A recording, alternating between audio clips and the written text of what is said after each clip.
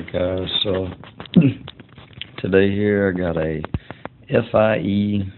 Titan 25.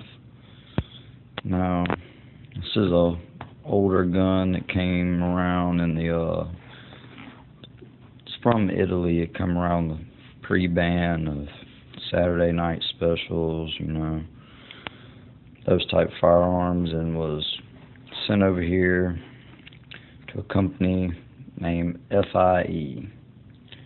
out of Miami, Florida, and you know, they basically just did what all the rest of the companies have done and created their own frame and got the parts from overseas and created this little thing. I believe I believe it was Tanfoglio, however you pronounce those. I believe that's who produced the frame on these guns in particular. And I could be wrong about that, but I'm pretty positive on that. And these are fairly cheap gun. You pick them up, you know, around 80 to 100 bucks. I paid $70 for this one at a pawn shop, which, you know, has a little bit of wear spots on it. You know, cleaned it up some.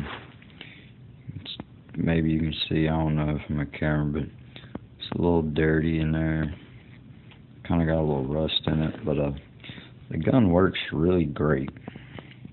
Surprisingly, I figured I'd have some issues out of it, but shot a box of Winchester white box out of it and haven't had an issue yet, surprisingly.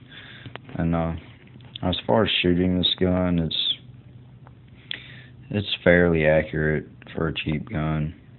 I will say that, you know, 7 yards of defense situation, you should have no problem hitting somebody with it. You know, going up 25 yards past there, you know, you might be able to get a couple rounds into them, but, you know, it's not very accurate at farther distances. Now, a little bit about this gun. It is double action, I guess you'd say, only. Once the hammer's cocked back, it's the only way you can fire it. Hammer's back. Now, before I get into doing that, this gun has been safety checked. There's a full magazine plus the one I keep in it, so there are no rounds in it. Now, hammer's fully back. Got a little bit of playroom, but once you get there, it's pretty clean and a pull. Now, once the hammer's down, you cannot fire it. The hammer has to be back. Period. It will not fire when it's down. This gun has no mag catch, no last round mag catch, none of that. Does have your safety, and you know, that's about it as far as externals. Now, it has the mag release on the bottom. Does not have a button, which I don't mind this gun because it's pretty small. Anybody with bigger hands or even smaller hands, I mean, your fingers everywhere, you're around where your mag would be, so I guess that's a good thing. As far as taking this gun apart to clean it, it's really easy. I only have one hand here since I'm using the other one to hold the camera today. See how I can do this. Alright, start off, you have to have it in safety. Now, to disassemble it, you will, once it's in safety, I go ahead and put the hammer back because it just makes it a little easier. You will simply pull the slide all the way back, lift up on it, and let it ease forward. Now, I'm going to try to show you this here and see if I can get the camera, see if it'll go into a good spot where I can show you this. So bear with me here. Let's see.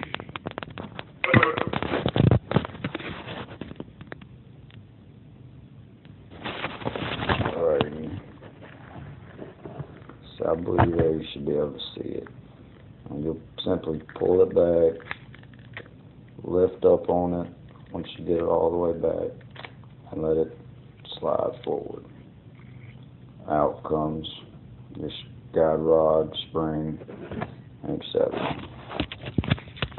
Now, hopefully y'all could see that. Now, this is pretty much it. The barrel's fixed to the frame. You've got your guide rod with your spring, and you know, that's pretty much it. Now, this design, I was a little bit worried about shooting this gun. You know, hey, that seems too easy. Frame could easily come back and move up and shoot off of this gun. Well, once I took it apart and looked at it, I realized, no, it's not going to happen. See, the safety has to be on safe in order for this to come out, because once it is flipped over to the fire spot, see, I'll take this out, see if I can show y'all.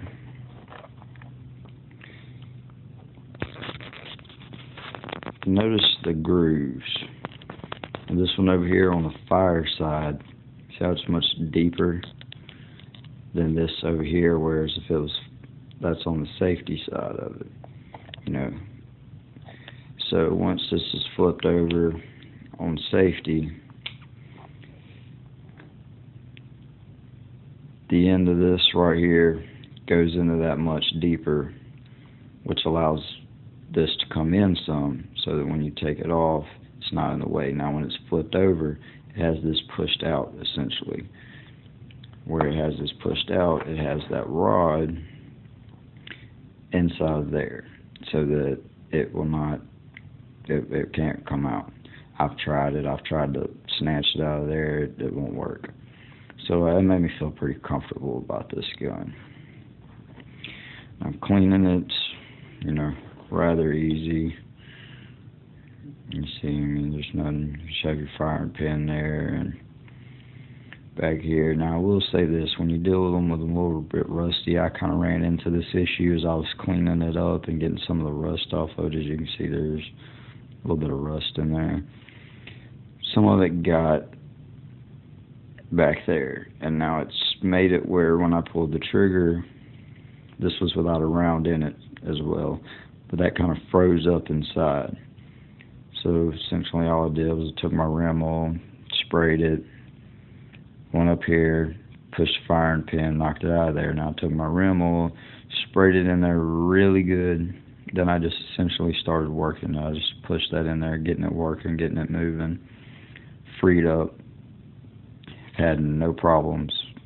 Now that was before I shot it, so I don't know if it had that problem before. Maybe that's why the people took it to the gun shop or the pawn shop per se and sold it to them. I don't know. But I know once I did that, I haven't had that problem again. Other than that, I mean, for the price, this is a really good gun. For the price, I like it. It's really slim. I mean, it's got a little bit of weight to it, but it's really slim. You can put this gun anywhere. I mean, I carry it a lot here lately as a concealed gun, just because of how small it is. I mean, put it anywhere and you don't even know that I have a gun on me. Now, to put this gun back together, it's pretty much the same thing. Same exact process, just backwards. You do need, now I say you need this on safety. You really don't have to have it on safety. You can put it back either way, but you got to make sure that's in there. Otherwise, it will not work. You'll have to take it back apart and then put it back in again. Now let's see if I can put it together where y'all can see as well.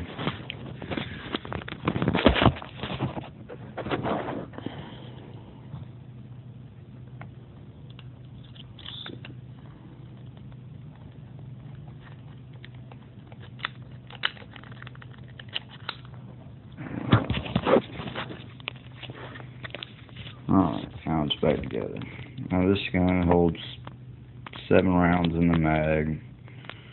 It's good sturdy mag. It is. I like it. It actually seemed to be the most well kept up part of the gun. When I got it, I was actually surprised at the mag. I don't know if this was the original mag or one somebody bought later on to put in it, but it's in good shape, so I like it. Now, I'm not going to put that in here for the video. People will criticize me. They will have something to say. I already know.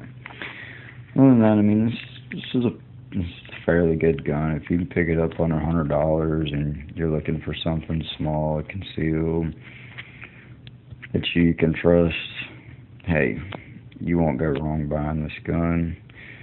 Like I said, I've carried it on me for concealed purposes, and I trust it.